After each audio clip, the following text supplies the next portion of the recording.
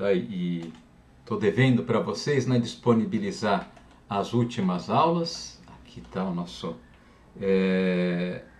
eu vou tentar colocar ainda hoje, mas eu estou com um dia meio corrido hoje, então talvez eu só consiga publicar as aulas que eu estou devendo amanhã, tá?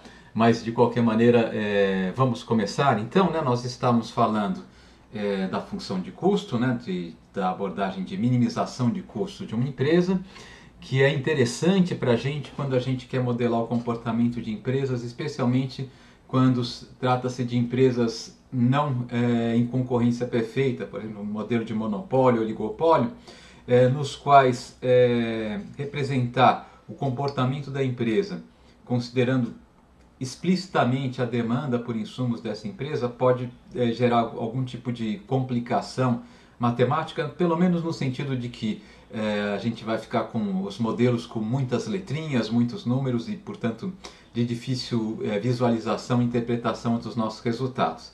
Então, usualmente o que a gente faz, né, é definir uma função de custo, que a gente falou na aula passada, né, seria uma função que associa a cada nível de produto um determinado custo, né? Nós vimos duas maneiras de calcular essa função de custo. Se eu tivesse, né, um caso de curto prazo com apenas, ou de fato uma função de produção com apenas um fator de produção variável, o cálculo da função de custo era relativamente trivial.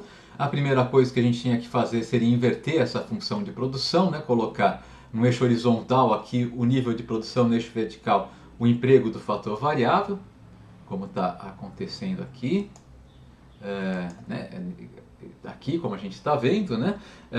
Se eu multiplico, então, o gráfico dessa curva aqui, que seria o inverso da nossa função, ou seja, aqui eu vou inverter a função de produção, invertir minha função de produção, essa função aqui, x1 como função de y e de x2 barra, um x2 fixo, seria a função de requerimento, né, de emprego do insumo 1, né, em função do nível de produção que eu quero obter e de quanto eu estou empregando do insumo 2. Se eu multiplico isso daqui pelo preço do nosso insumo de produção, eu tenho a curva de custo variável. Se eu somo a essa curva o custo fixo, que é constante, né, minha curva de custo fixo vai ser uma linha reta horizontal. Se eu somo essas duas curvas, eu obtenho, né, minha função de custo total. Tá? Esse aqui seria o caso, né, de uma função de custo para uma empresa com um único fator variável. O caso mais interessante ocorre quando eu tenho mais de um fator variável, né? E a gente então representou o nosso problema como um problema de minimizar o custo total, né, o custo com a contratação de todos os insumos de produção, dado uma restrição de que o valor da minha função de produção não pode ser inferior a um nível meta de produção y aqui, né? Tá, ok? Quando a gente resolve esse problema, a gente encontra as quantidades demandadas de cada um dos fatores de produção como função do preço dos fatores de produção e do meu nível de produção, né? Essa função aqui, né, que a gente estava notando aqui por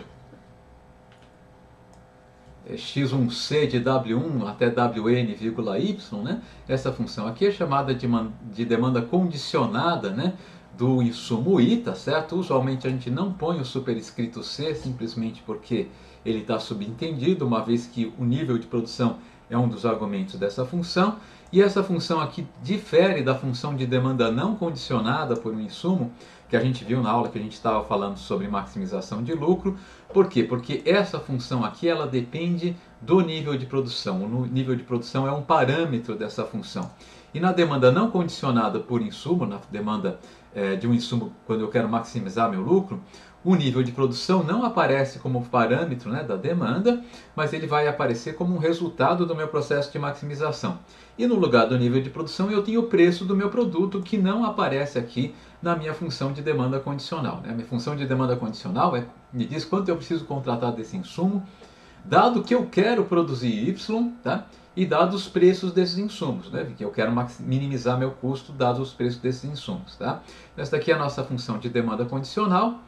Se a gente então calcula, né, o valor da aquisição dos insumos, quando eu contrato as quantidades ótimas desses insumos para produzir o produto Y, ou seja, quando eu contrato esses insumos de acordo com essa função de demanda condicional, a gente obtém aqui a nossa função de custo, né, de produção. Tá? E nós vimos que esse problema, então, de minimização de custo com mais de um fator variável, ele pode ser resolvido graficamente, se eu tiver só dois insumos variáveis, né? E nesse caso aqui a solução vai ser dada pela condição de tangência, né, entre a curva de isoquanta mais baixa, que ainda tem ponto em comum com a minha curva de isocusto mais baixa, que ainda tem ponto em comum com a minha curva de isoquanta. Nesse ponto de tangência eu tenho a igualdade entre a taxa marginal de substituição técnica e o preço relativo dos meus fatores de produção, né? Então nesse ponto aqui eu tenho a minha taxa de substituição técnica, que é simplesmente a razão entre as produtividades marginais dos meus dois insumos. Ela tem que ser igual, né, ao preço relativo desses insumos. Então, essa aqui seria uma condição de primeira ordem, né, de minimização de custo, né? Eu falei na aula passada que há exceções para esse caso, e as exceções se dão.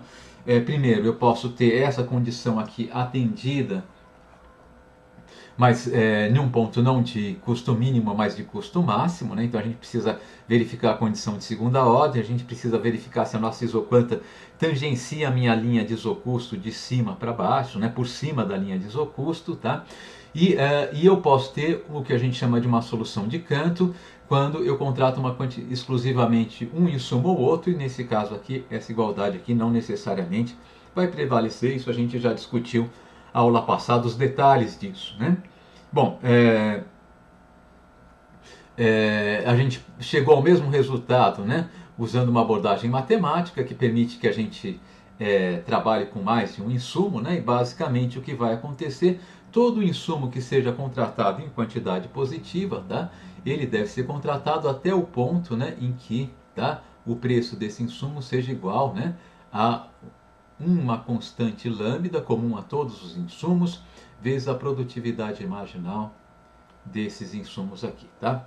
Então, vamos fazer um exemplo numérico, né? Um exemplo simples, tá? Eu pressupus aqui uma função de produção Cobb-Douglas, não necessariamente, né, homogênea de grau 1, ou seja, ela não necessariamente apresenta rendimentos constantes de escala, tá? O meu produto é um x1 elevado a alfa vezes um x2 elevado a beta. Alfa mais beta pode ser maior ou menor do que 1. Eu vou supor que alfa e beta sejam maiores do que 0, né? Embora eu não tenha colocado aqui, alfa e beta, eu vou supor que eles sejam maiores do que 0, tá? E para achar as demandas condicionadas, né, dos dois fatores de produção, né, o insumo 1 e o insumo 2, tá? Eu vou calcular, tá? Vou resolver o sistema de equações composto pelas condições de primeira ordem, né? Eu sei que no caso dessa função aqui, eu estou bem tranquilo que eu não vou ter solução de canto e nem vou ter e a minha condição de máximo de segunda ordem vai ser atendida, né? Por quê? Porque eu sei que as curvas de isoquanta associadas à função de produção Cobb-Douglas, elas são convexas em relação à origem. E por que eu sei que eu não vou ter solução de canto? Bem, a gente vai ver agora quando a gente examinar as condições de primeira ordem. Então, a primeira condição de primeira ordem é que o valor da minha função de produção tem que ser igual, né, ao meu nível de produção meta y aqui, né? Ou seja, eu vou ter que ter x1 elevado a alfa vezes x2 elevado a beta igual a y. Quaisquer que sejam x1 e x2 que eu escolha, eu preciso atender essa condição.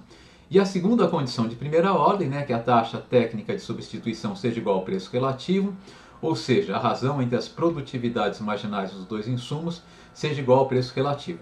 Se vocês estão lembrados, né, quando eu tenho, tá, uma função de produção Cobb-Douglas, a taxa técnica de substituição, bom, vou fazer mais uma vez, tá? É a razão entre a produtividade marginal do insumo 1 e a produtividade marginal do insumo 2.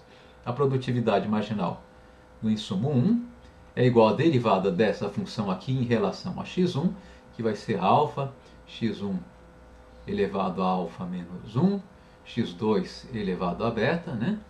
E a produtividade marginal do insumo 2 é a derivada dessa mesma função em relação a x2, que vai ser igual a beta, x1 elevado a alfa, x2 elevado a beta menos 1. Quando eu faço a razão entre essas duas produtividades e faço os cancelamentos pertinentes, eu vou chegar que a razão entre as duas produtividades é igual a esse termo aqui, né? Tá? Alfa sobre beta, x2 sobre x1. Tá? Então a minha condição, né, de primeira ordem vai impor que alfa sobre beta x2 sobre x1 seja igual a W1 sobre W2. O que eu posso estar seguro é que desde que W1 e W2 sejam positivos, o que é razoável imaginar, né, os preços dos insumos sejam maiores do que zero, tá? Independente de quais sejam alfa e beta, né, desde que positivos também, eu sempre vou achar uma razão x2 sobre x1 que vai igualar a W1 sobre W2. Né? Então imagine que W1 sobre W2 seja muito pequeno. Bom, nesse caso aqui, basta eu achar um x1 bastante elevado em relação a x2, eu consigo igualar, tá, atingir essa igualdade. Imagine que W1 sobre W2 seja muito grande. Bom, nesse caso, basta encontrar um x2, né, que seja suficientemente maior do que x1 para fazer com que essa igualdade seja atendida. Né? De fato, escolhendo adequadamente a razão x2 sobre x1, eu posso fazer com que esse lado esquerdo da minha equação, tá, atinja qualquer valor maior do que zero, tá?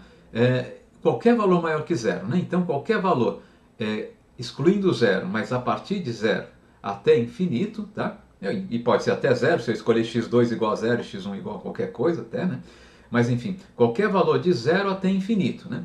Então, quando eu faço o x2 grande, o x1 muito pequeno, eu faço números muito grandes. Se eu escolher o x1 muito pequeno, o x1 muito grande, o x2 muito pequeno, eu consigo fazer com que a minha taxa técnica de substituição seja muito pequena. Isso vai garantir que a minha condição de tangência seja sempre atendida para, né, valores positivos de x2 e de x1. Isso quer dizer que eu não vou ter, tá, mais que me preocupar com soluções de canto. Tá? Então,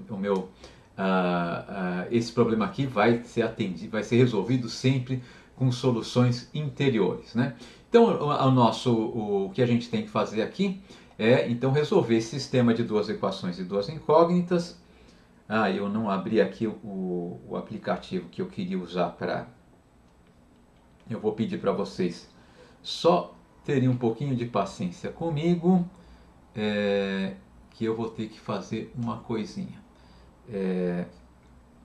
Eu vou ter que abrir aqui o aplicativo que eu queria usar para fazer as minhas anotações, tá? Eu esqueci de abrir. Ele está abrindo, demora. Abriu rápido até, tá? Eu já vou abrir e eu vou continuar com as anotações que a gente estava fazendo antes. Tá ok. Então, aqui está, tá? O nosso bloco de notas, né, que a gente estava usando para fazer as nossas anotações. Isso daqui são os exemplos da nossa aula passada, tá? Então vamos trabalhar com esse exemplo que a gente acabou de ver agora, né, que era o exemplo no qual eu tinha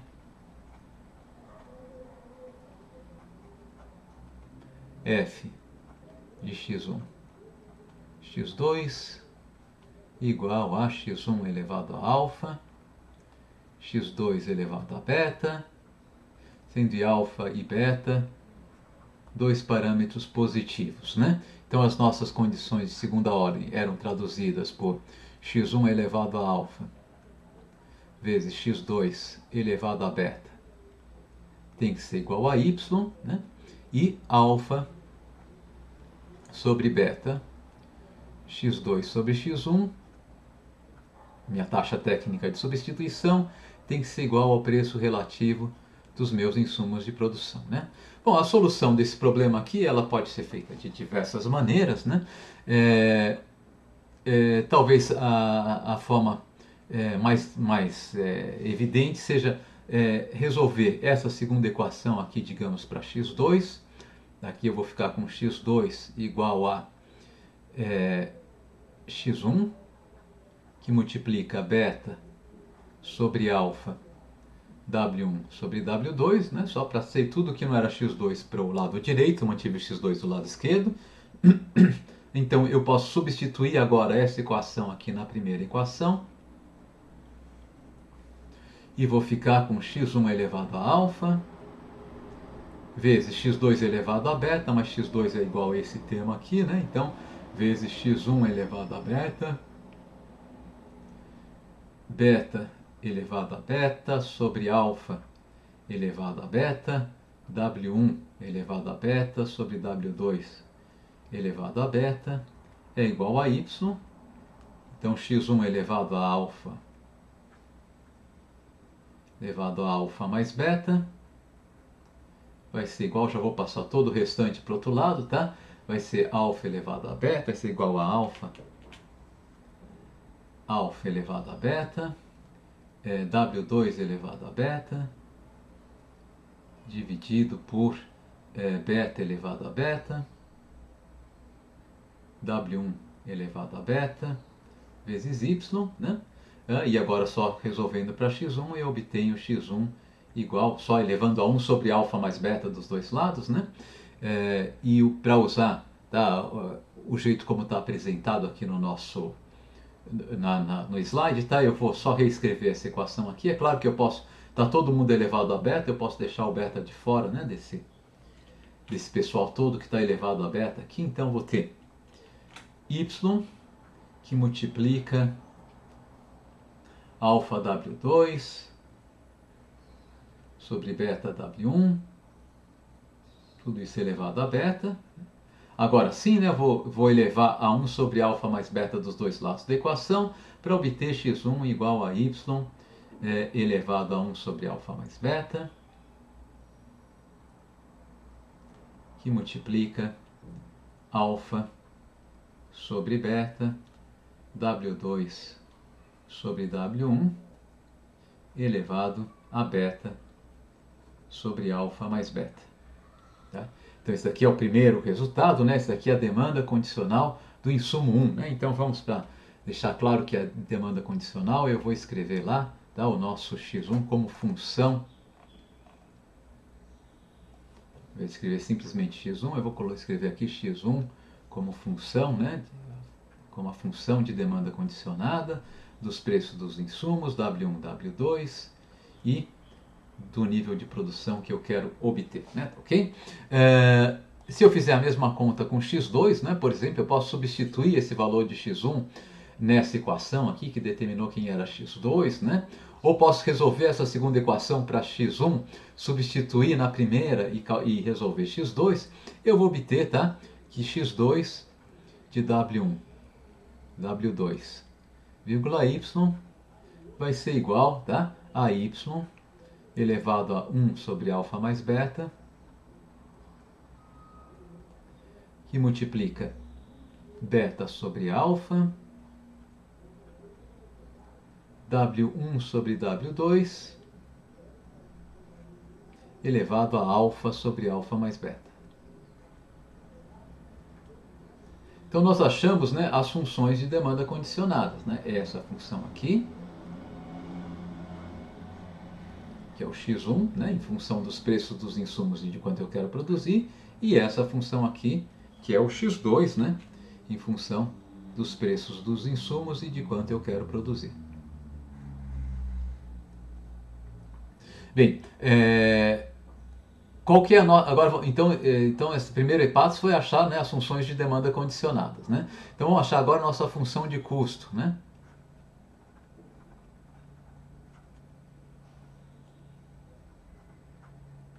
Então eu vou usar, né, a definição da nossa função de custo, a minha função de custo como função dos preços dos insumos e de quanto eu quero produzir é igual ao preço do insumo 1 vezes a demanda condicionada do insumo 1, x1 de W1, W2, vírgula y, mais o preço do insumo 2, vezes a função de demanda condicionada do insumo 2, x2 de W1, W2, vírgula y, né? Como eu já calculei, né, essas funções x1 de W1, W2, vírgula y e x2 de W1, W2, vírgula y, eu posso simplesmente, né, usar os nossos resultados. Então isso aqui vai ser igual a W1, que multiplica quem que era x1 de W1, W2, vírgula y, era alfa sobre beta, W2 sobre W1, elevado a beta sobre alfa mais beta, vezes, eu devia ter colocado o y primeiro, né? Deixa eu mudar aqui. W1, que multiplica y elevado a 1 sobre alfa mais beta. Fica mais elegante colocar o y na frente só por isso, tá? Vezes alfa sobre beta, W2 sobre W1, elevado a beta sobre alfa mais beta. Isso aqui é quanto eu vou gastar com insumo 1, né? E quanto eu vou gastar com insumo 2 é W2 vezes a quanto eu preciso demandar do insumo 2, que era dado pela segunda demanda condicional, que está aqui em cima, né? Vai ser igual a y elevado a 1 sobre alfa mais beta, que multiplica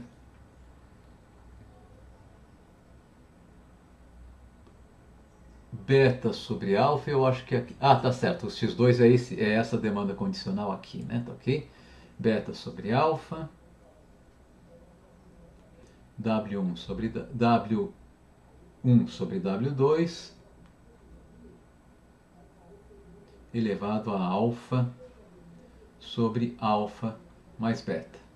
Bem, isso daqui dá para fazer uma série de simplificações, né? A primeira, mais evidente, eu posso colocar, tá? O y elevado a 1 sobre alfa mais beta, que aparece aqui e aqui, em evidência, né? Então, eu vou colocar y elevado a 1 sobre alfa mais beta em evidência, tá? Aqui eu vou ter W1, tá? Elevado a 1, né? Dividido por W1 elevado a beta sobre alfa mais beta, né? Que vai ser igual a W1, tá? Esse primeiro W1 aqui, elevado a 1, ele está elevado a alfa mais beta sobre alfa mais beta. Quando eu divido por W1 elevado a beta sobre alfa mais beta, de fato o que eu vou fazer é subtrair os expoentes, né? Alfa mais beta sobre alfa mais beta menos beta sobre alfa mais beta, sobra só o alfa sobre alfa mais beta, né? Então, eu vou fazer passo a passo de qualquer maneira, tá? Então aqui eu vou ficar com W1, W1 elevado a alfa sobre alfa mais beta, não W alfa, elevado a alfa sobre alfa mais beta. O W2 está elevado a beta sobre alfa mais beta, vou deixar do jeito que está. Elevado a beta, W2 elevado a beta sobre alfa mais beta. E aqui eu vou ter alfa mais beta elevado a beta sobre alfa mais beta, né? Alfa sobre beta elevado também a beta sobre alfa mais beta, tá? Então fatorei o primeiro termo aqui, né, todinho, tá? O segundo termo eu já fatorei o y elevado a 1 sobre alfa mais beta, mas a gente pode também fazer o mesmo truque. Aqui eu tenho W2 elevado a alfa mais beta, né? Isso aqui eu posso colocar aqui alfa mais beta sobre alfa mais beta, né? Ok? Que vai ser dividido por W2 elevado a alfa sobre alfa mais beta. Então vai ficar W2 elevado a beta sobre alfa mais beta. Vou colocar aqui, tá? W2 elevado a beta sobre alfa mais beta, multiplicado por W1, que está elevado a alfa sobre alfa mais beta,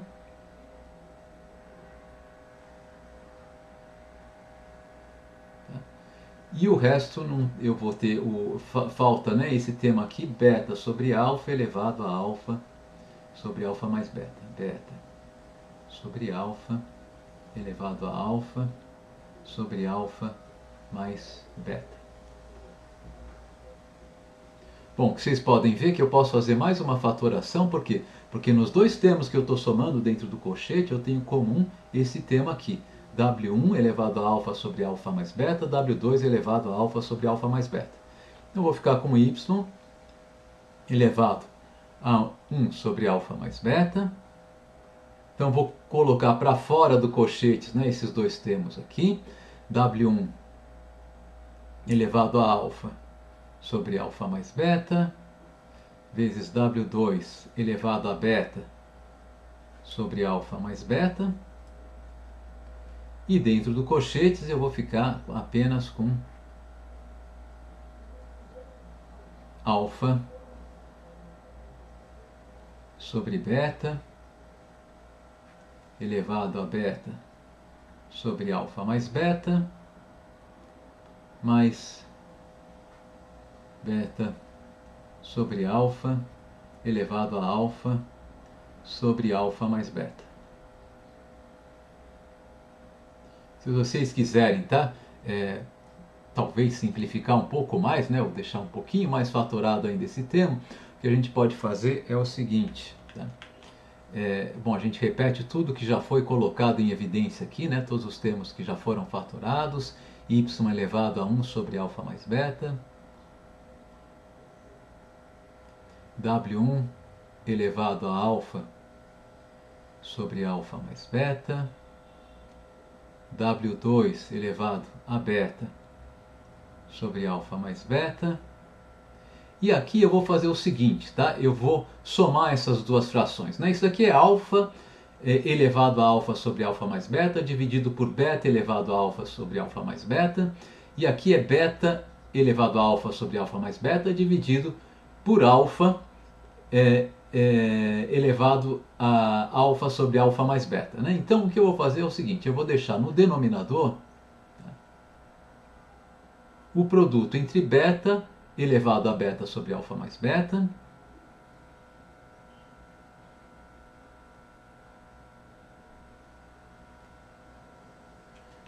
vou escrever um pouquinho maior, senão vocês não vão entender.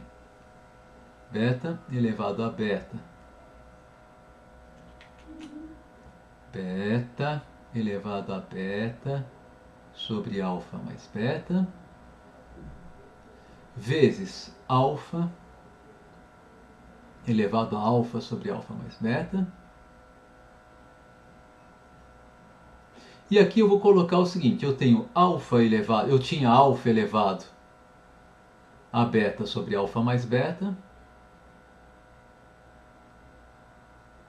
Mas como eu multipliquei o beta elevado a beta sobre alfa mais beta por alfa elevado a alfa sobre alfa mais beta, eu preciso multiplicar aqui vezes alfa elevado a alfa sobre alfa mais beta. E aqui a segunda fração, eu tinha o beta elevado a alfa sobre alfa mais beta. Mas como o meu denominador originalmente era alfa elevado a alfa mais beta apenas, e depois eu multipliquei esse denominador por beta elevado a beta sobre alfa mais beta, para não alterar o valor da fração, eu preciso multiplicar o numerador também por beta elevado a beta sobre alfa mais beta. E aqui acontece uma coisa bonitinha, né? Porque alfa elevado a beta vezes alfa elevado a beta sobre alfa mais beta vezes alfa elevado a alfa sobre alfa mais beta é igual a alfa elevado a alfa mais beta sobre alfa mais beta, que é igual a 1, né? Então essa expressão aqui é igual a alfa elevado a 1, que é igual a alfa, né? Então essa expressão aqui vai ficar igual a 1 sobre alfa mais beta, que multiplica W1 elevado a alfa sobre alfa mais beta, que multiplica W2 elevado a beta sobre alfa mais beta. Então, esses termos alfas aqui, eles simplificam simplesmente para alfa, né? Alfa elevado a beta sobre alfa mais beta, vezes alfa elevado a alfa sobre alfa mais beta, vai ser alfa mais beta sobre alfa mais beta, que é igual a alfa.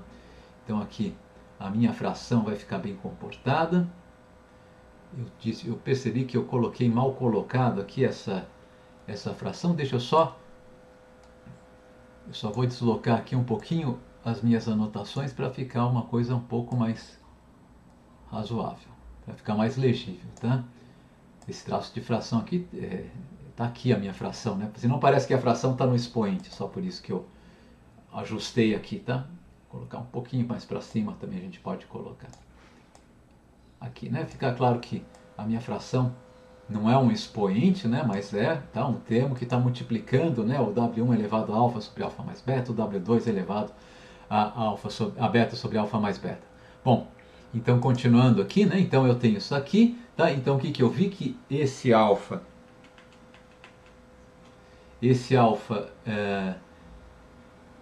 elevado a beta sobre alfa mais beta vezes alfa elevado a alfa sobre alfa mais beta vai ser reduzido simplesmente a alfa.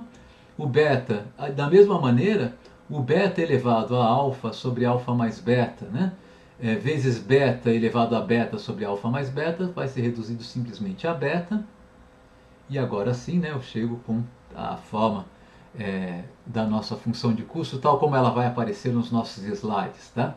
Que alfa mais beta sobre beta dividido por alfa mais beta vezes alfa elevado a alfa sobre alfa mais beta. Então essa daqui é a nossa função de custo. Marquei um monte de pontinhos aqui, escorregaram, né? Deixa eu apagar só para de novo garantir que a gente tem o mínimo de legibilidade, tá? Então essa daqui é a nossa função de custo, y de W1, W2, y não, né? Custo C de W1, W2, vírgula y, tá? Essa daqui é a minha função de custo, né? De produção, tá?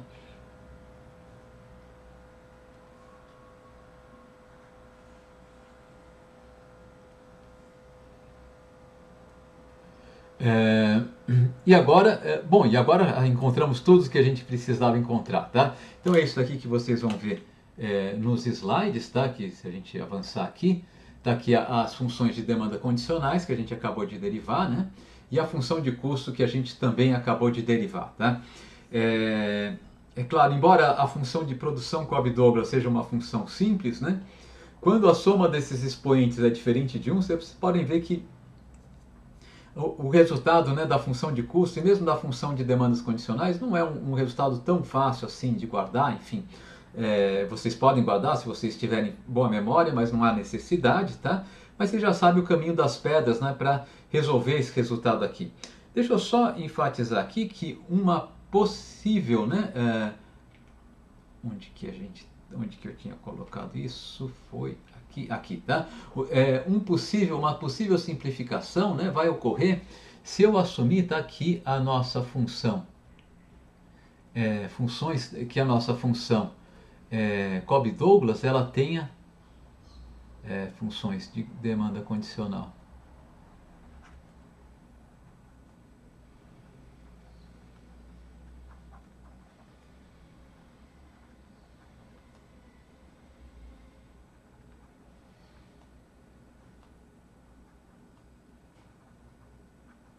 Se eu assumir que a soma dos expoentes da função Cobb-Douglas seja igual a 1.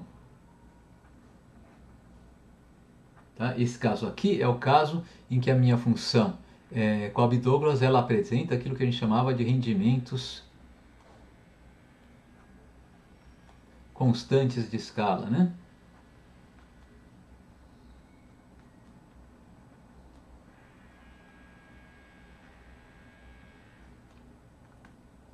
Bom, se eu tiver rendimentos constantes de escala, tá? A minha função de demanda do insumo 1, né, x1, como função de W1, W2 e y, tá?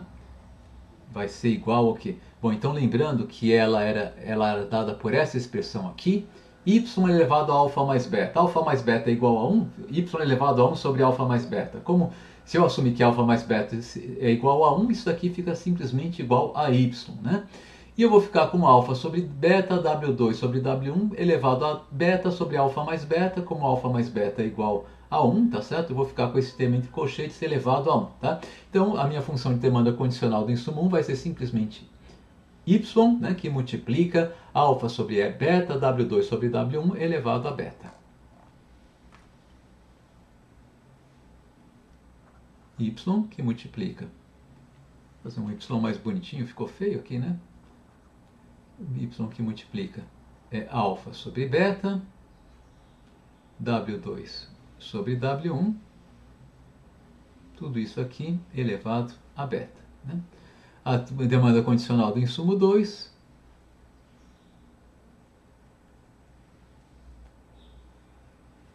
vai ser, nesse caso, também mais simples, né? Y que multiplica beta sobre alfa, W1 sobre W2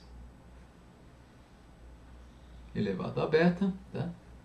E a minha função de custo se reduziria, né, a C de W1, W2, vírgula Y igual a... Então, Aqui eu tenho y elevado a alfa mais beta a 1 sobre alfa mais y elevado a 1 sobre alfa mais beta é igual a 1, eu fico simplesmente com y. Eu tenho w1 elevado a alfa sobre alfa mais beta, como alfa mais beta é igual a 1, eu fico simplesmente w1 elevado a alfa. W2 elevado a beta sobre alfa mais beta, como alfa mais beta é igual a 1, eu fico com W2 elevado a beta. E aqui eu vou ter alfa mais beta, que é igual a 1, vou multiplicar 1, sobre beta elevado a beta sobre alfa mais beta, que é simplesmente beta elevado a beta. Alfa elevado a alfa sobre alfa mais beta é igual a alfa elevado a alfa. Né? Tá? Então a gente podia deixar ainda mais fácil essa notação, né? Colocando isso aqui igual a y, que multiplica w1 elevado a alfa, w1 sobre alfa elevado a alfa, vezes w2 sobre beta elevado a beta.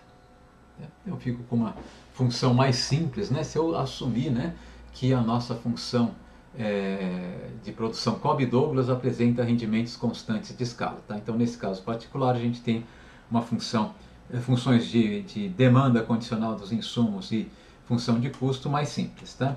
Mas, como eu estava falando para vocês, eu não espero que vocês decorem, né, essas funções. Aqui é só para exemplificar, ilustrar como a gente pode derivar essas funções. Tá? No caso da função Cobb-Douglas, é algo relativamente tranquilo. Tá? E como exercício, tá, como exercício eu vou deixar para vocês, tá, que vocês tentem derivar, tá, as funções de custo, tá, para essas funções de produção. Aliás, as duas últimas eu vou fazer, tá? Eu vou fazer e vamos fazer já, tá? Vamos fazer já. Então, desses exercícios aqui, eu vou fazer o 3 e o 4, tá? Simplesmente porque são casos no qual a gente não consegue aplicar as condições de primeira ordem, né? No primeiro caso, simplesmente porque eu vou ter uma função de produção não diferenciável, e no segundo caso, porque eu vou ter uma solução de Cantor, né? Então, vamos lá, vamos fazer esses dois exercícios aqui.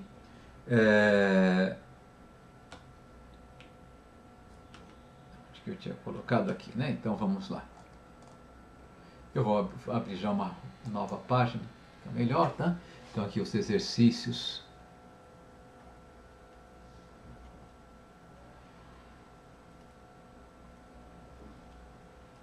Tá? Então, são os exercícios que estão nos slides. Eu vou passar tanto essas notas quanto os slides para vocês. Tá? Então, no exercício 4, né, a nossa função de produção dizia que o valor do meu produto é o mínimo entre x1 e x2. Aqui, né? Então, eu tenho f de x1 e x2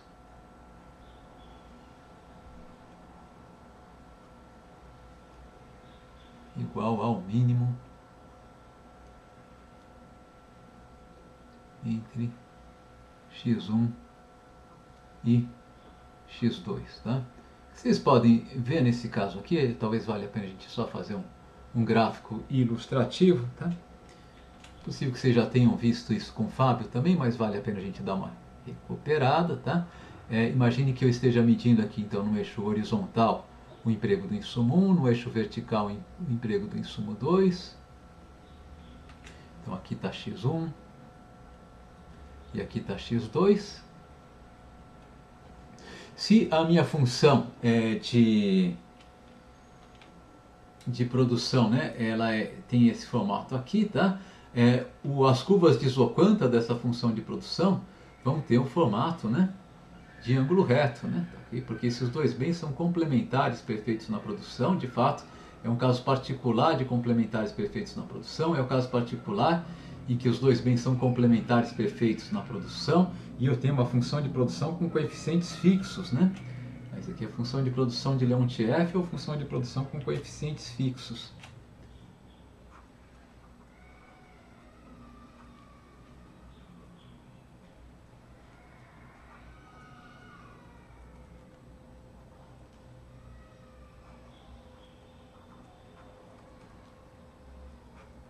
Ou função de produções com coeficientes fixos. Tá? E a gente sabe que o mapa de isoquantas dessa função de produção é isso aqui. Então suponha que essa aqui seja a curva de nível associada, né, ao nosso f de x1 e x2, ao nosso nível meta de produção y. Né? Quando eu desenhar as minhas curvas de isocusto, né, nesse gráfico aqui, o que vai acontecer? A curva de isocusto mais baixa, que vai ter ponto em comum com essa nova curva de isoquanta, tá? Vai ser uma curva de isoquanta, né, que toca essa curva de isoquanta exatamente no seu vértice, nesse pontinho aqui. Nesse pontinho aqui, tá certo? E portanto, nesse pontinho aqui, a minha curva de isoquanta não é diferenciável, a minha função de produção não é diferenciável, né? Ela tem uma quininha aqui, tá? Então eu não consigo, né, resolver isso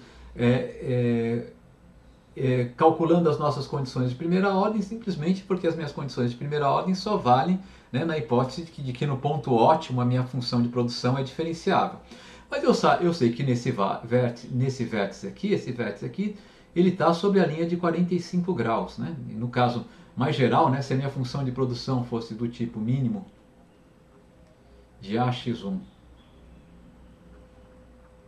x2, tá? O vértice estaria, né, em um ponto em que x2 é igual a x1. Eu igualo esses dois valores, né, no vértice dessas curvas de isoquantas. Aqui, como o A é igual a 1, né, o x1 está sendo multiplicado por 1, tá? Então esse vértice aqui está sobre a linha que descreve, né, x2 igual a x1, né, ou seja, a linha reta de 45 graus. Então ele está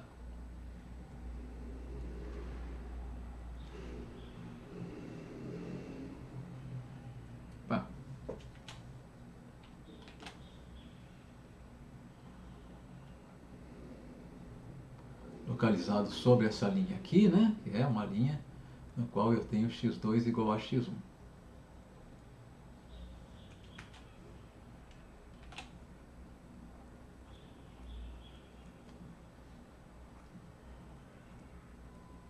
Tá? Então esse daqui é o meu vértice. Então o que eu posso fazer aqui é o seguinte, né? Eu vou fazer o seguinte, olha, eu vou fazer um sistema de duas equações e duas incógnitas, tá? No lugar da condição de tangência, eu vou colocar essa condição aqui, x2 igual a x1. x2 igual a x1, que é a condição para eu estar no vértice dessa isoquanta, né? E a outra equação é que a minha função de produção, né, mínimo entre AX1, perdão. Eu coloquei AX1, mas o A é igual a 1 nesse nosso caso aqui, né? Então eu vou voltar tudo aqui, deixa eu reescrever. Aqui, né? X2 igual a X1, né? Tá certo? Então eu vou ter, tá, esse sistema de duas equações aqui. No caso mais geral seria X2 igual a X1, né? Mas aqui eu estou num caso mais particular ainda, em que X2 igual a X1. A condição que eu sei que eu estou no vértice das minhas curvas de isoquanta, né? E eu sei que o mínimo entre x2 e x1, a condição de que eu produzo o volume y, né, o mínimo entre x1 e x2, tem que ser igual a y. Né? Aqui, como x2, tá? E esse sistema de duas equações e duas incógnitas é muito simples de resolver, né? Se eu faço x2 igual a x1, o mínimo entre x1 e x2 é o mínimo entre x1 e x2, e x1 e x1, né? Porque x2 é igual a x1. Então x1 é igual a y. Né? Então a nossa solução, tá, vai ser a seguinte: a quantidade que eu devo demandar do insumo 1, demanda condicional do insumo 1, vai ser igual à demanda condicionada do insumo 2, em virtude dessa primeira condição aqui, né, x2.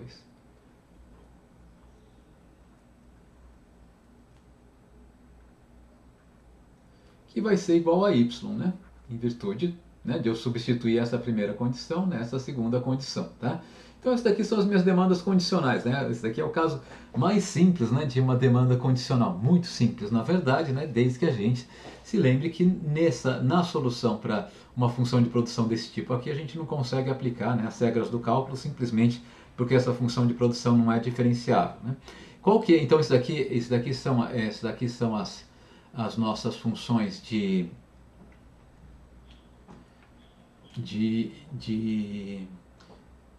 demanda condicional, né? Tá certo? Dos insumos de produção.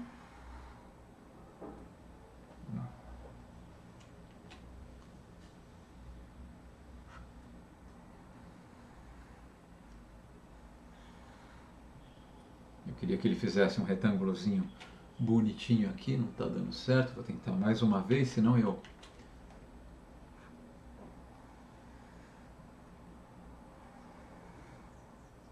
Vou fazer diferente então. Aqui minha função de demanda condicional, melhor agora, né? Tá certo?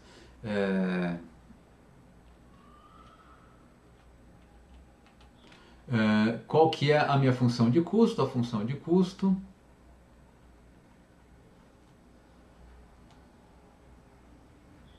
novamente eu uso, né, a propriedade de que a função de custo, a definição da função de custo, o custo de produção, a função de custo me diz o custo mínimo, né, de produzir de produzir Y dados os preços dos insumos W1, W2, que nesse caso aqui vai ser igual a W1 vezes X1, a demanda condicional do insumo 1,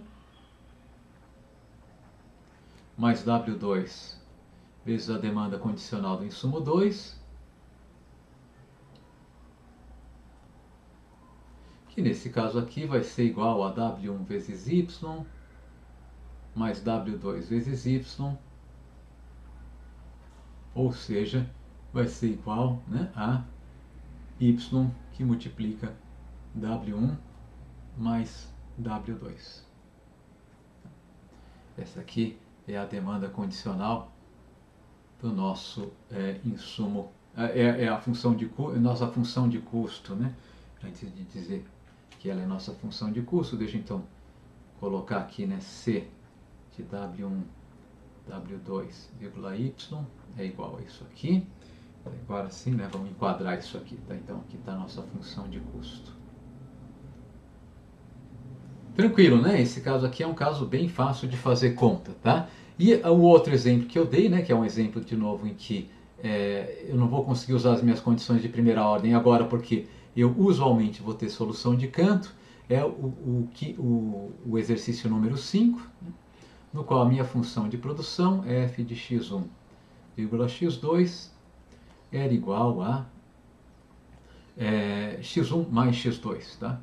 Então esse caso aqui é um caso, né, em que os dois insumos são substitutos perfeitos na produção, né? E qual que vai ser o mapa das curvas de isoquanta, né? Qual que vai ser uma curva de isoquanta típica para essa função de produção? Bem, vai ser uma curva de isoquanta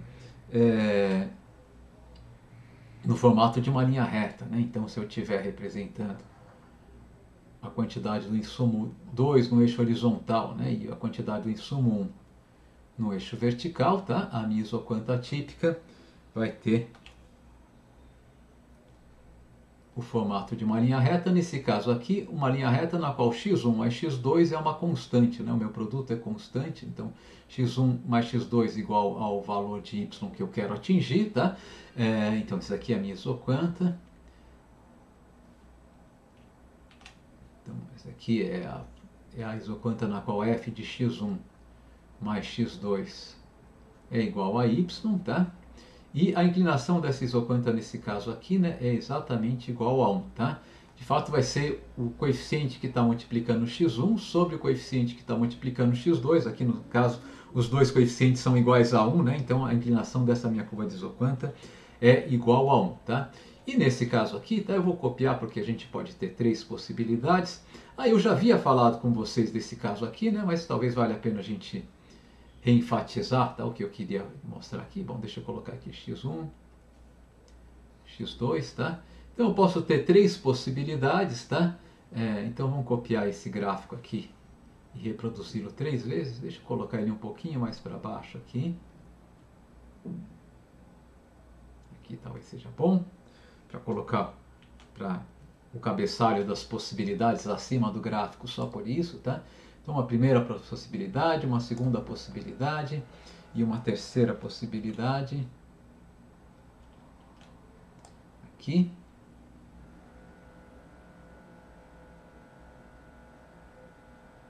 Então suponha, tá, no primeiro momento que eu tenha aqui W1 sobre W2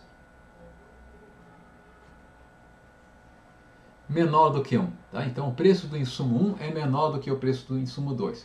Nesse caso, as minhas curvas de isocusto, né, elas vão ter inclinação menor do que 1. Tá? Elas vão ter um formato, por exemplo, como esse aqui. Bom, se elas têm inclinação menor do que 1, tá, eu vou ter uma solução de canto, nesse caso, né, com a nossa empresa, né, produzindo, contratando apenas, tá, o insumo 1. Tá? A minha solução de canto vai se dar nesse pontinho aqui. Tá? Então, essa aqui é a minha solução de canto.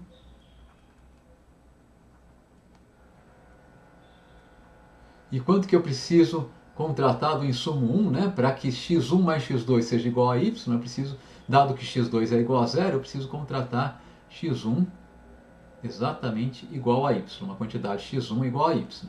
Bom, pode acontecer o contrário, né? Eu posso ter W1 sobre W2 maior do que 1, maior do que a inclinação da minha curva de isoquanta, né? Nesse caso aqui, tá, as minhas curvas de isocusto vão ter inclinação agora positiva, maior do que 1, né? Por exemplo, inclinações como essa aqui, tá? E nesse caso aqui, a minha solução ótima, né, de custo mínimo, vai ocorrer, tá, na curva de isoquanta mais baixa, que ainda de isocusto mais baixa, que ainda tem ponto em comum com a minha isoquanta, tá? Que nesse caso aqui, tá, é a curva de isocusto que toca a nossa curva de isoquanta aqui sobre o eixo vertical, né? Então aqui eu vou ter uma outra solução de canto, né? Tá? Na primeira solução de canto, x1 é igual a y e x2 é igual a 0, né? Na segunda solução de canto, eu vou ter solução de canto, né? Eu vou ter x1 igual a 0 e x2 igual a y, né? Agora sim, o valor de y para que x1 mais x, o valor de x2 para que x1 mais x2 seja igual a y, dado que x1 é igual a 0, né? Claro que é x2 igual a y, tá? Então está aqui a nossa segunda possibilidade.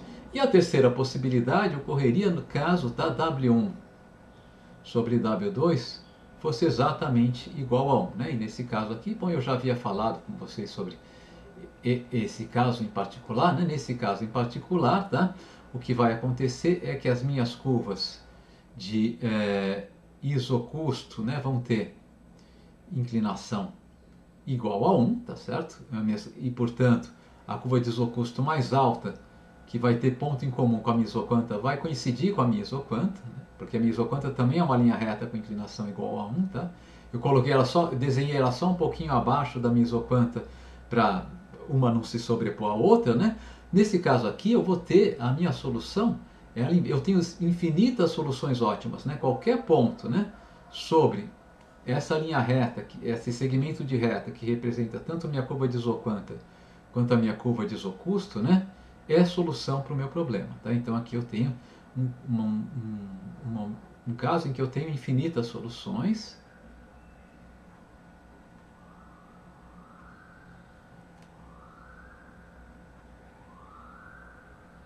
né, que são as soluções que atendem, né, à equação x1 e x2, tá, que atendem a equação x1 mais x2 é igual a y.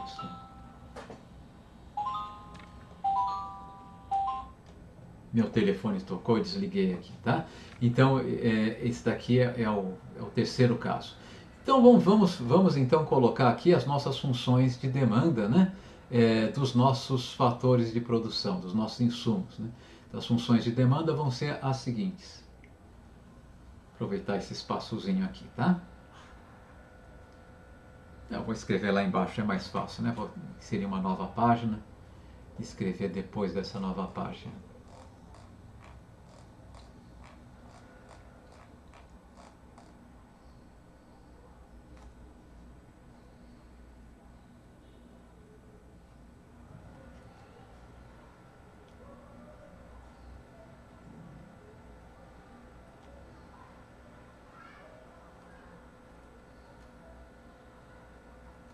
É do exercício 5, né? Então, quem que vai ser x1, né? Bom, quanto que a empresa deve contratar do x1, né, os preços W1, W2, dado que ela quer produzir uma quantidade Y do produto, né? Bom, x1, de fato eu tenho que definir essa função caso a caso, né? x1. Aliás, vamos colocar de outra maneira, tá? Eu vou colocar já o par, tá? Das demandas condicionais, tá? x1. Deixa eu escrever um pouquinho mais à esquerda aqui para caber aqui no nosso... Vamos falar o par, né? x1. Escreve como um vetor, como uma matriz vetor, tá? O par x1 de w1, w2, vírgula y, x2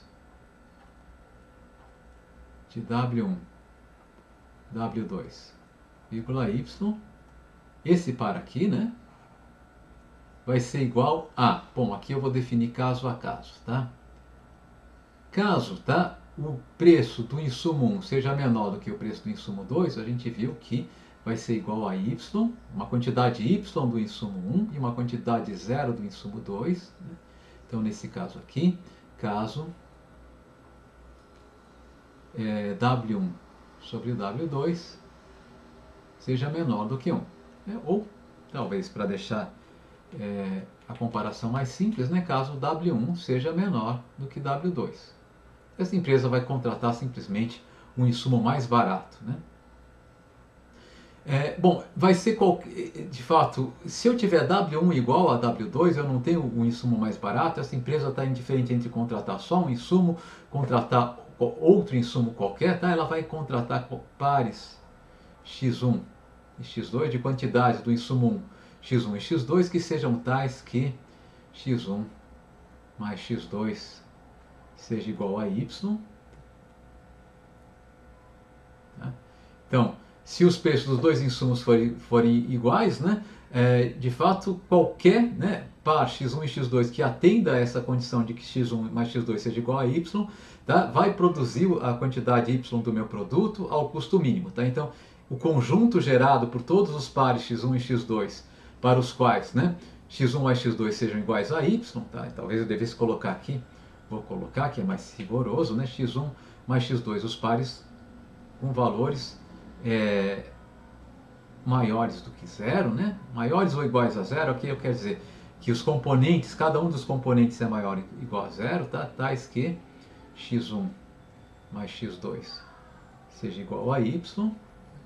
O conjunto, né, disso aqui é exatamente o conjunto das infinitas soluções, né, do meu problema de minimização de custo, caso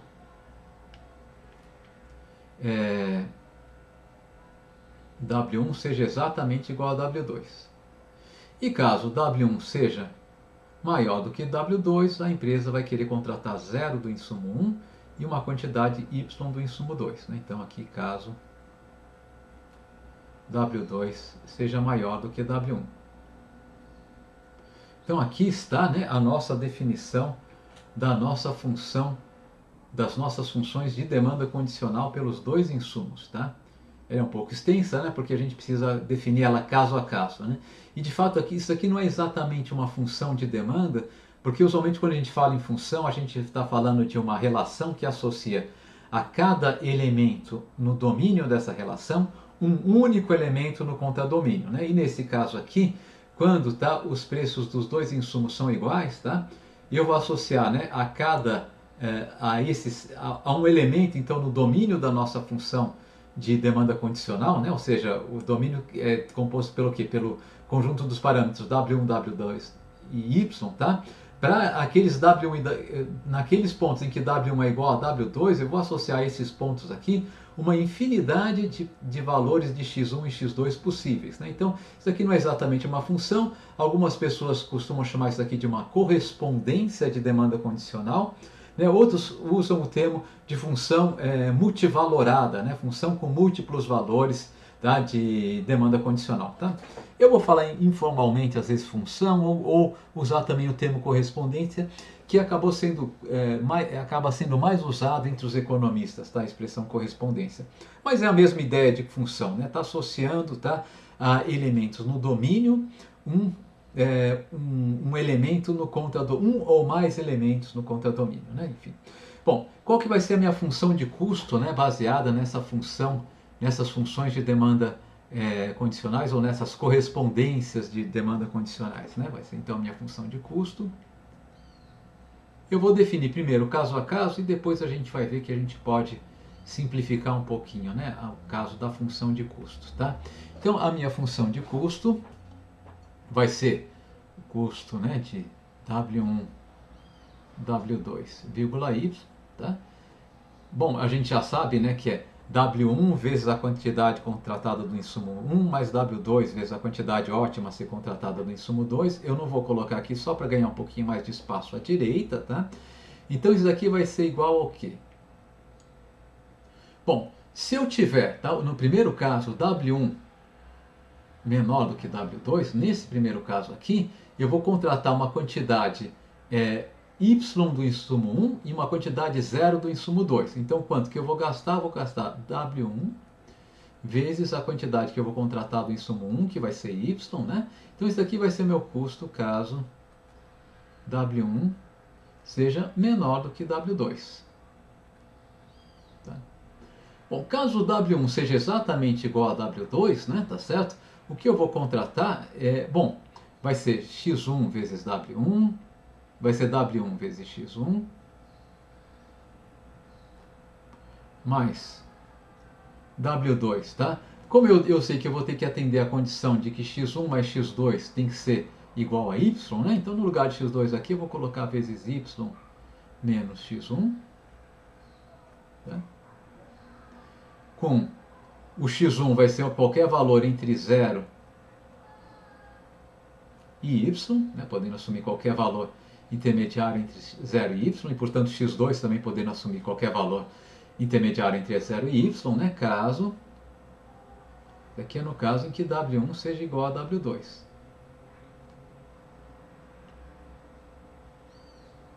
Mas eu vou reescrever isso que eu acabei de reescrever, tá?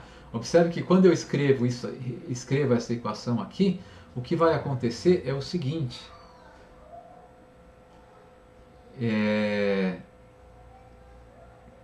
O que vai acontecer é o seguinte, eu vou ter aqui, se eu considerar que W1 é igual a W2, eu vou ter aqui W1x1 mais W2 que é igual a W1 que multiplica menos x1. Então esses caras aqui vão cancelar, isso aqui vai ser igual a W2. Eu disse que ia reescrever, eu acho que eu vou deixar do jeito que está e depois a gente escreve mais uma vez. Eu vou ser mais extenso aqui para tentar ser mais claro, tá? Então, vou voltar como estava a nossa expressão, com 0 menor ou igual a x1, menor ou igual a y, caso W2, W1 e W2 sejam iguais. Tá? E no terceiro caso, né, eu vou ter W2 vezes Y. No terceiro caso, eu tenho W1 maior do que W2. Né? Eu acabei de ver que coloquei errado aqui os subscritos. Né? Aqui é W1 maior do que W2 no terceiro caso. Quando W1 é maior do que W2, tá? O que vai acontecer? Eu não vou contratar nada do insumo 1, né? E vou contratar uma quantidade Y do insumo 2, né? Então, quando W1 é maior do que W2, tá? O meu custo vai ser W2 vezes Y, que é a quantidade empregada do insumo 2, né? Então, caso W1 seja maior do que W2. Bom, então vamos observar essa segunda expressão aqui, tá? Se eu disser que W1, tá? Então, observando. Observe, né? Que se W1 é igual a W2, tá? Então eu vou ter W1x1 mais W2 y menos x1 substituindo, né, essa condição que W1 é igual a W2 vai ser igual a W1 x1 mais W1 agora, né, porque o W2 é igual a W1 y menos x1, que vai acontecer, eu vou ter W1x1 somando aqui, W1x1 subtraindo aqui, eles se cancelam, vou ficar simplesmente com W1 que multiplica Y, né? Que de fato é igual a W2 que multiplica Y, porque eu estou assumindo que W1 é igual a W2. Então eu posso reescrever novamente a minha função de custo usando esse resultado aqui, tá? E então a minha função de custo vai ser a seguinte: custo de W1, W2, Y vai ser igual a W1 que multiplica Y, caso W1 seja... Aqui eu posso colocar W1 seja menor ou igual a W2, e vai ser Y2 que multiplica Y, caso W1 seja maior ou igual a W2, né? Notem que essa condição intermediária aqui está contida agora nessas duas condições. Caso W1 seja igual a W2, tá? O meu custo vai ser igual a W1 vezes Y, que por sua vez é igual a W2 vezes Y, assumindo que W1 seja igual a W2, né? Então minha função de custo ficou relativamente simplificada aqui, tá? Mas de fato eu posso escrever agora ela de uma maneira mais simples ainda. A minha função de custo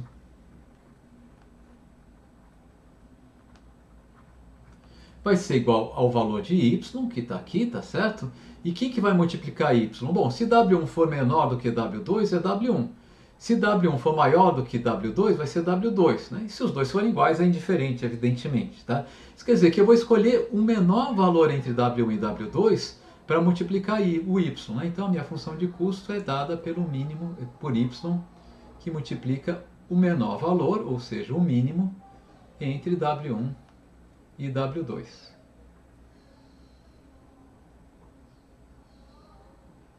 E aqui está então, portanto, né, a nossa função de custo para esse caso, né, de substitutos perfeitos na razão de 1 para 1, né,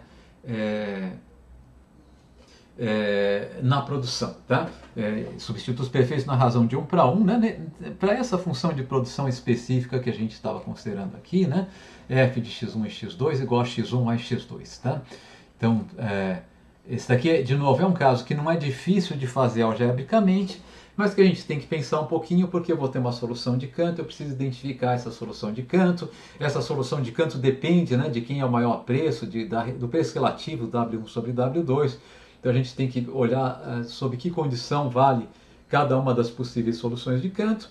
E a gente chega, nesse caso aqui, né, a uma função de custo relativamente simples, e uma função de demanda condicional simples, mas que tem que ser, essa aqui não vai ter jeito, né, definida caso a caso, tá? Então, tá aqui os exemplos que eu queria dar para vocês, tá? Vamos prosseguir. Professor, Oi. você pode explicar essa última parte que W1 vezes Y é igual a W2 vezes Y? Tá. Deixa eu ver se o que você está... Essa observação que eu tinha feito aqui, observe que se W1 é igual a W2... Depois dessa primeira linha, eu não entendi muito bem. E esse trecho aqui que você não entendeu muito bem, ou a parte de baixo? Essa... Parte de baixo.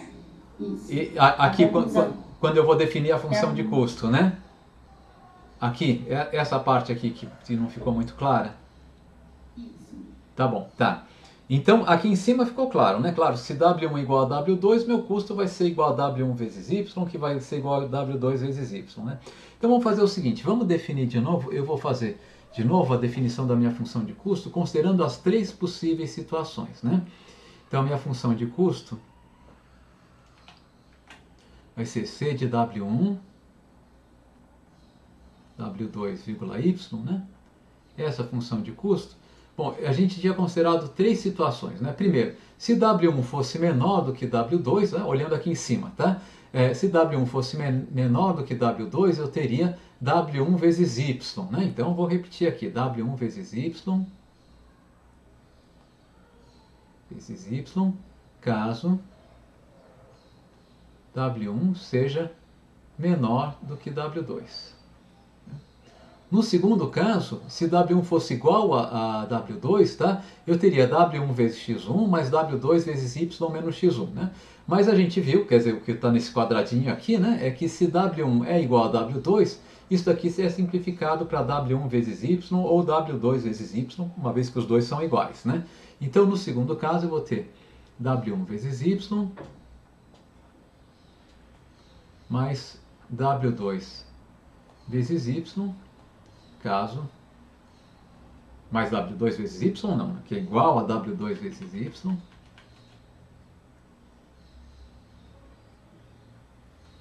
caso W1 seja igual a W2, tá? E o último caso, né, é o caso em que W1 é maior do que W2, nesse caso eu só contrato o insumo 2, contrato uma quantidade Y do insumo 2, meu custo vai ser W2 vezes Y. Né?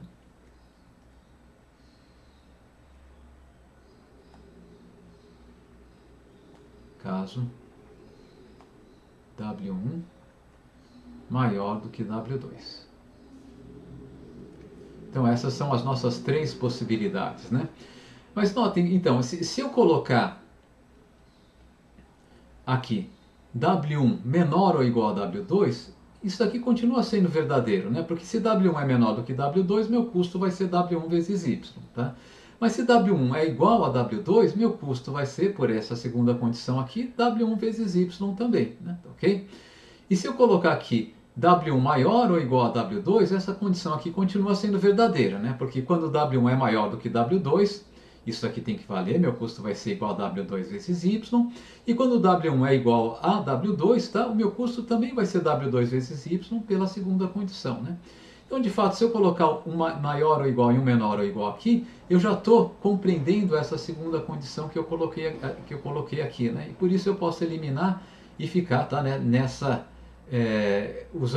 considerando apenas essas duas condições, né? O caso em que W1 é menor ou igual a W2 e o caso em que W1 é maior ou igual a W2. Eu não sei se isso esclareceu sua dúvida. Esclareceu sim. Então, obrigada. tá, não tem de quê. Então tá aqui, né? Então fizemos os nossos exemplos aqui, né? Então agora vamos olhar um pouquinho para a nossa função de custo e falar um pouquinho sobre as propriedades dessa função de custo. Tá? Então vou voltar aqui para as nossas transparências. Tá?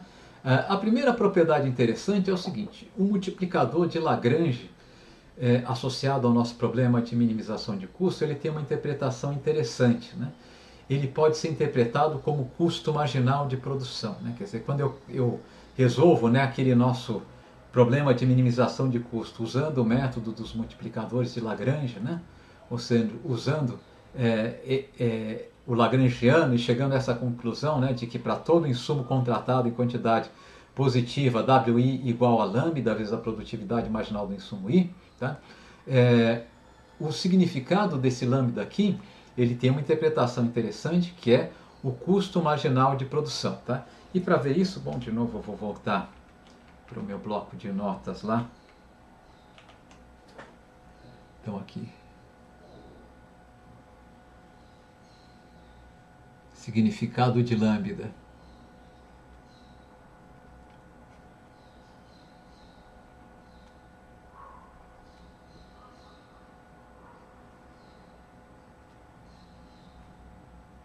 Tá? Então, a condição de custo mínimo diz o seguinte, que para todo, né, se eu tiver dois insumos, por exemplo, XI, de W1, W2, bom, vamos supor aqui que tem diversos Ws, né? Não preciso necessariamente apenas dois insumos, eu posso ter N insumos, W1 até Wn, Y, suponha que eu tenha XI e XJ também, a quantidade demandada do insumo I e do insumo J, de W1 até Wn, vírgula, essas quantidades estritamente positivas, tá? As duas quantidades maiores do que zero. Tá? Se isso aqui acontecer, tá? Pela condição de primeira ordem, tá?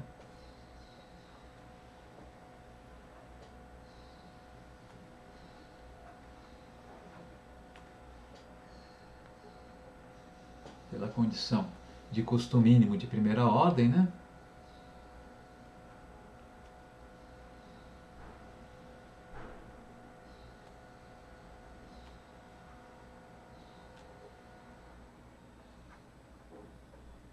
O que vai acontecer é que lambda vai ser igual, ou colocando de outra maneira, o preço do insumo I vai ser igual a lambda vezes a produtividade marginal do insumo I, na minha solução ótima, é claro, né? E o preço do insumo J também vai ser igual a lambda vezes a produtividade marginal no insumo J, né? Lembrando que se eu tivesse contratando se na solução ótima, né, a minha demanda condicional do insumo I fosse igual a zero, eu teria WI maior ou igual a lambda vezes PMJI, né? E se a demanda do insumo J fosse igual a zero, eu teria WJ maior ou igual a lambda vezes a produtividade marginal do insumo J, né? Mas quando os dois são estritamente positivos, tá? Eu vou ter essa igualdade aqui, tá? Bom, se eu resolver essas duas igualdades para lambda, eu vou ter que lambda igual a WI sobre a produtividade marginal do insumo I, e lambda vai ser igual a WI sobre a produtividade marginal do insumo J, né? Então isso daqui implica dizer, tá, que lambda vai ser igual a WI sobre a produtividade marginal do insumo I, que vai ser igual a WI sobre WJ, perdão, sobre a produtividade marginal do insumo J. Bem, o que é WI sobre a produtividade marginal do insumo I, né? Então, para ver isso, né, a gente pode se perguntar, né?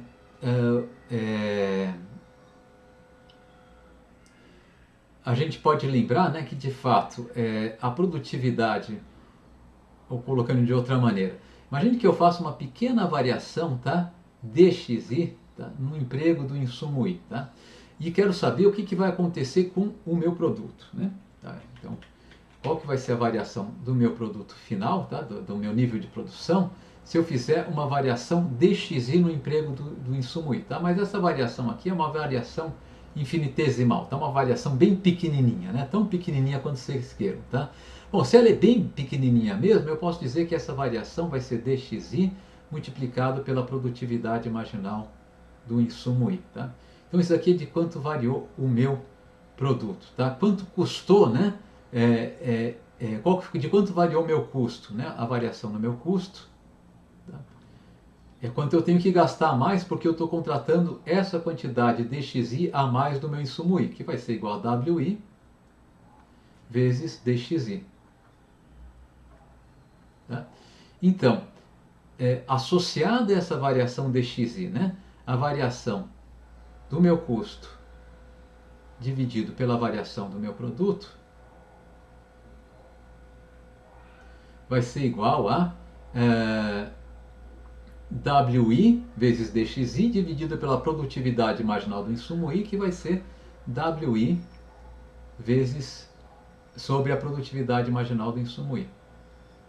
Simplesmente estou dividindo, né, esse DC aqui por esse DY, né, mas usando o valor de DC representado à direita dessa igualdade e o valor de DY representado à direita dessa igualdade. Tá? Então isso daqui eu posso considerar como sendo, tá, o custo, né, custo marginal de aumento na produção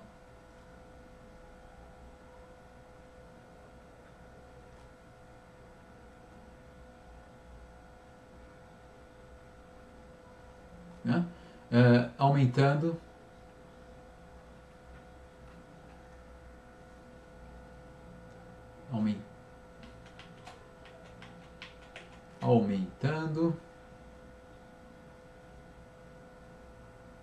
o emprego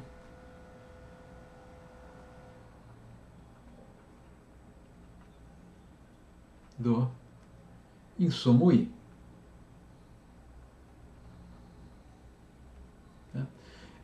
Então isso aqui não é exatamente, não é a derivada da minha função de custo, né?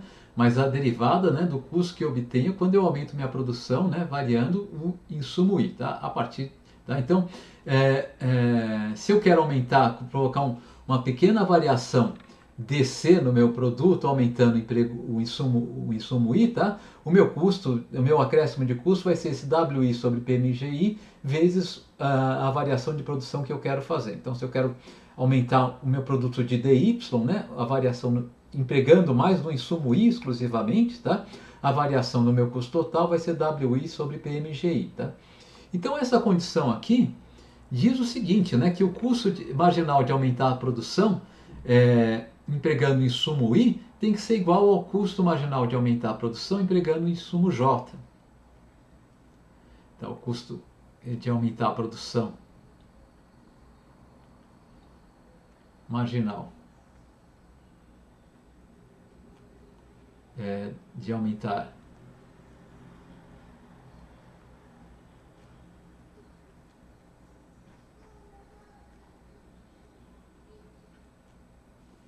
através do insumo I,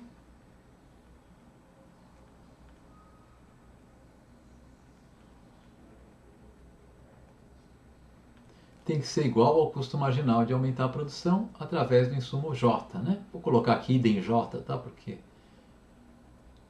idem insumo J.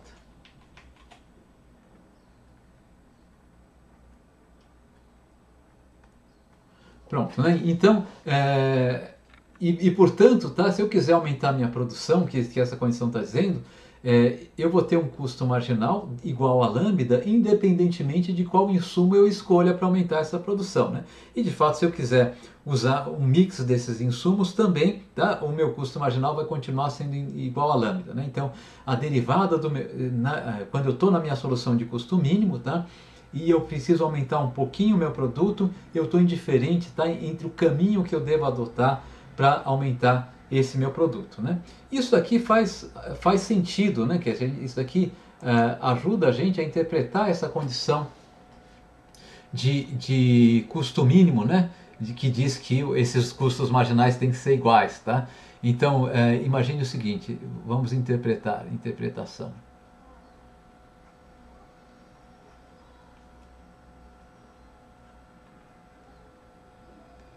Suponha,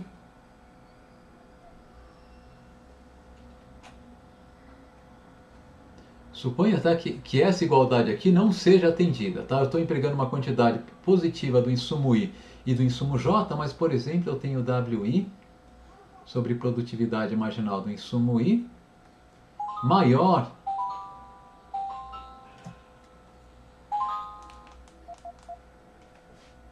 do que WJ sobre a produtividade marginal do insumo J.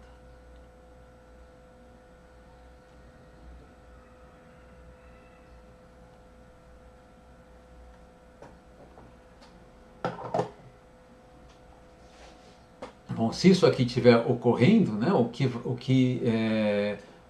eu posso fazer, tá? Bom, eu suponho que eu faça o seguinte, eu vou reduzir o meu produto de um ΔY qualquer e depois aumentar ele de um ΔY qualquer, tá? E o que eu vou fazer? Eu vou reduzir o meu produto, tá? De um ΔY qualquer, reduzindo o emprego do insumo I, tá? Então, se eu reduzo o meu produto fazendo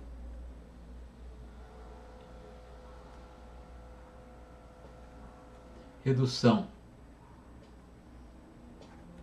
na produção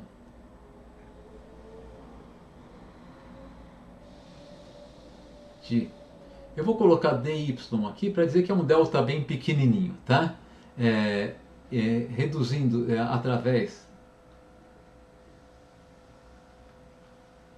da redução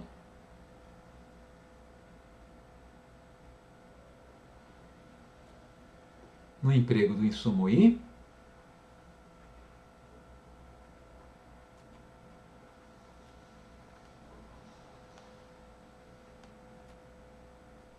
o custo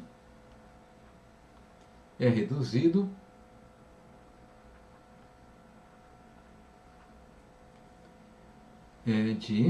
no valor de, né?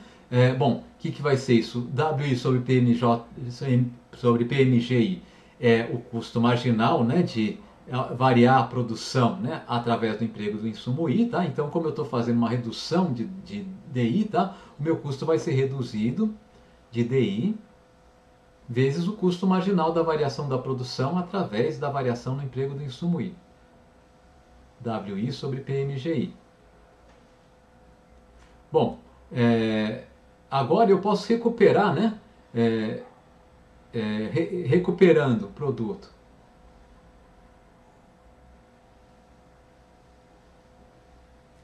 O nível de produção.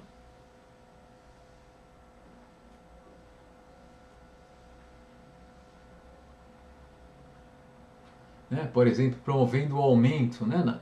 O aumento no produto, promovendo.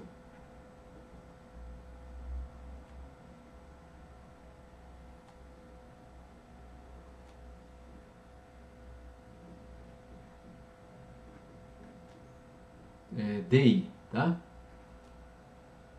No produto. Através do emprego do insumo J,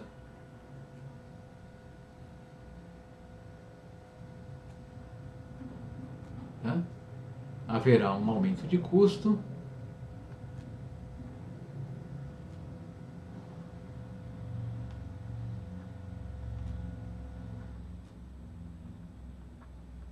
igual a...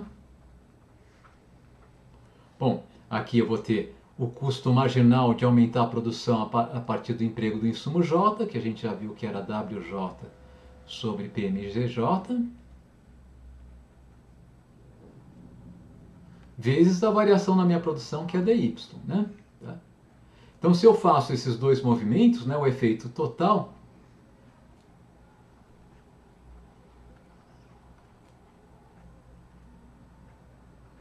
né, no nível de produção,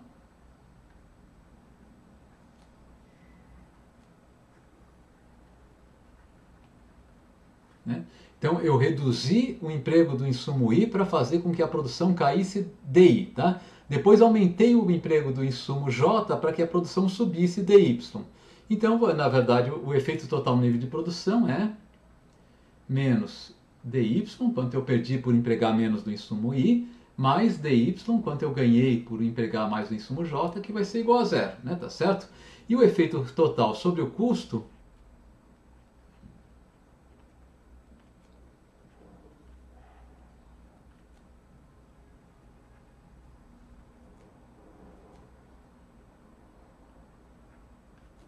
vai ser quanto eu reduzi o custo, né, por empregar menos do insumo I, que vai ser menos DI,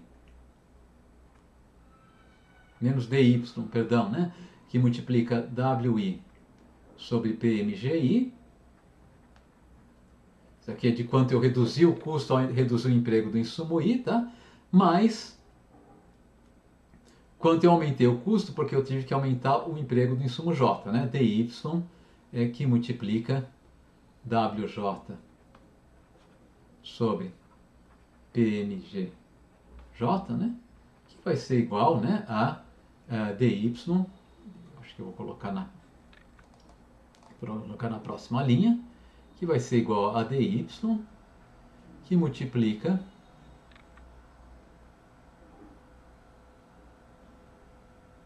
WJ sobre PMGJ menos WI sobre PMGI, que é menor do que zero, porque eu estou assumindo que WI sobre PMGI é menor do que WJ sobre PMGJ, né?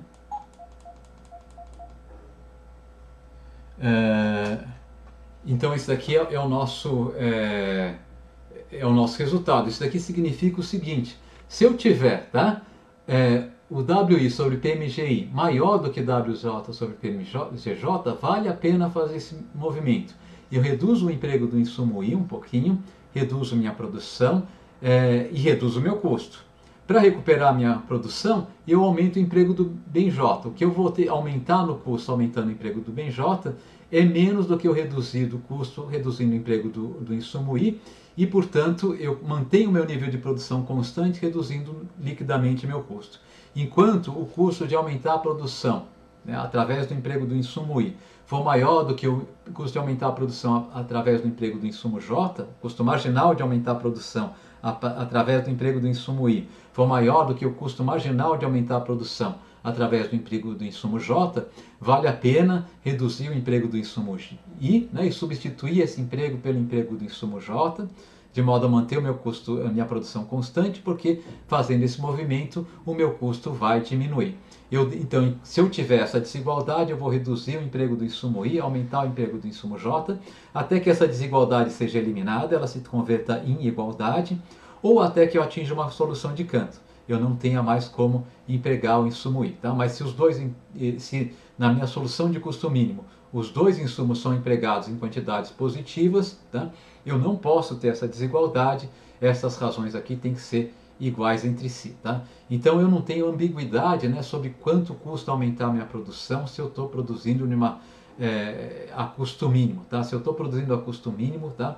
O custo de aumentar a minha produção é o mesmo indiferentemente de qual insumo que eu já estou empregando em quantidade positiva eu escolha para promover esse aumento de produção. Tá? Então esse aqui é o significado dessa primeira propriedade do nosso multiplicador de Lagrange. Né? Uma outra propriedade, tá, da nossa função de custo é que ela é não decrescente em relação aos preços dos insumos, né, e em relação ao produto. Se eu quero produzir mais, usualmente meu custo aumenta, né?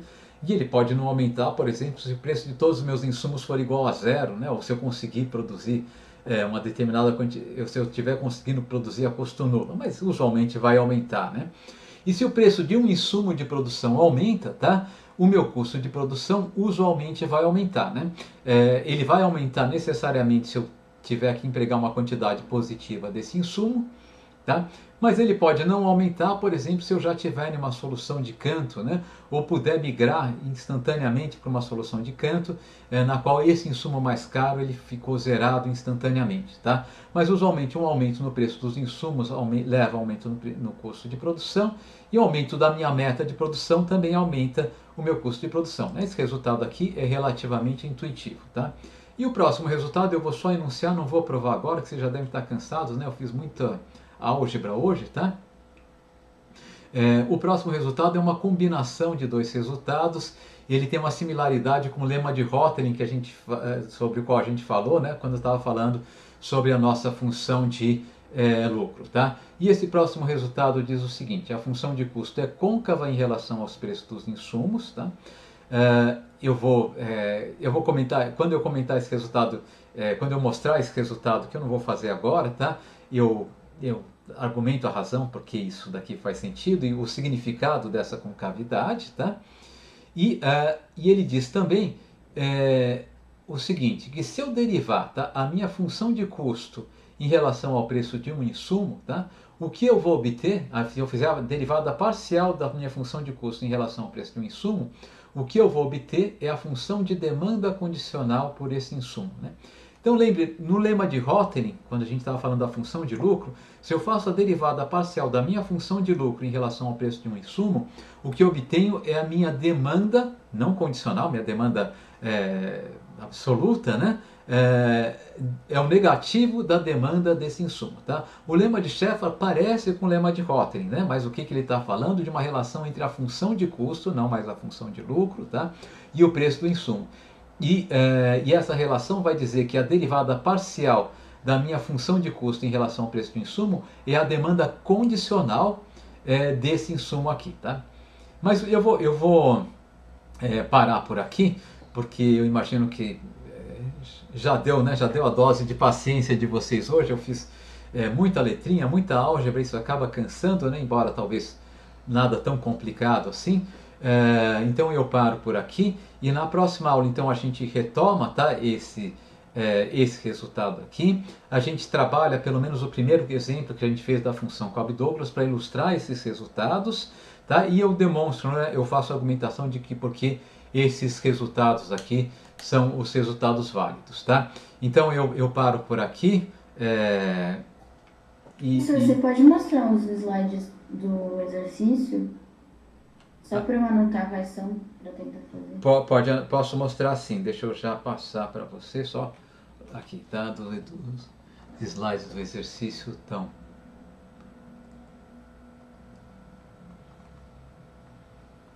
Esses aqui, né, que você queria ver, né? Tá? Então nós fizemos os de hoje mesmo. Isso, esses daqui foram os que a gente fez agora há pouco, né? Tá ok? E esses daqui, os que eu fiz, eu falei que eu fiz o 3 e o 4 e o 5, mas na verdade... Ah, não, porque esses daqui não são os que a gente fez hoje, né? Eu peguei o slide errado. Fazer de outra maneira, eu acho que eu consigo... deixa eu fazer por aqui mesmo. Aqui, exercícios. Esse aqui, né? Tá? Os que a gente fez aqui agora foram o 3 e o 4, né? E que você pode tentar fazer como exercício, são esses dois aqui, tá? Esse aqui vai aparecer uma função exponencial, né? E elevado a alguma coisa, porque no momento que você inverte a função logaritmo, vai aparecer isso aqui, tá? Então talvez seja meio complicadinha a expressão, mas vale a pena como exercício. Esse daqui vai dar uma expressão simples e é um caso particular do exemplo genérico que eu dei da função Cobb-Douglas agora há pouco, tá? Então tá bom, eu vou deixando esse slide aqui para se alguém quiser anotar, né, antes que eu divulgue eu vou disponibilizar esses slides todos para vocês, né, mas se alguém quiser já deixar anotado, porque vai acontecer, o meu dia de hoje vai estar muito ocupado, eu não sei se eu consigo fazer o upload dos slides e das aulas ainda hoje, né? Então se alguém quiser anotar, eu deixo isso aqui aparecendo.